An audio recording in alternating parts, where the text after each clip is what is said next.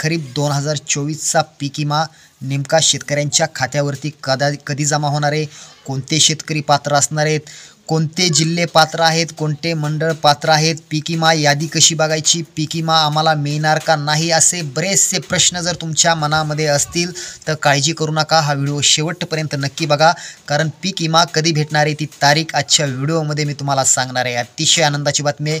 शेतकरी बांधवांना आपल्याला माहीतच आहे की सप्टेंबर महिन्यामध्ये खरीप पिकांचं मोठ्या प्रमाणात नुकसान झालेलं होतं. अति पाऊस झाल्यामुळं जे काही हातातोंडाशी आलेला घास होता तो हिसकावून घेतलेला होता.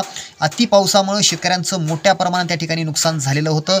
बऱ्याचशा शेतकऱ्यांनी त्या ठिकाणी जो काही पीक विमाकडे जो काही तक्रार करायची आहे ती तक्रार देखील केलेली होती. ज्या शेतकऱ्यांनी तक्रार केली नाही त्यांना या ठिकाणी आता काय अडचण येणार आहे ते देखील आपण या ठिकाणी पाहणार आहोत. पण ज्या शेतकऱ्यांनी ई पीक पाहणी केलेली आहे अशा शेतकऱ्यांना देखील 25% अग्री मंजूर करण्यात आलेला आहे. आणि विशेष करून ज्या शेतकऱ्यांनी ई पीक पाहणी केलेली नसेल त्या देखील शेतकऱ्यांना आता 25% मंजूर करण्यात आलेला आहे. कारण हा पीक विमा जो आहे तो खरीप 2024चा तो सरसकट वाटपाचे आदेश या ठिकाणी आलेले आहेत.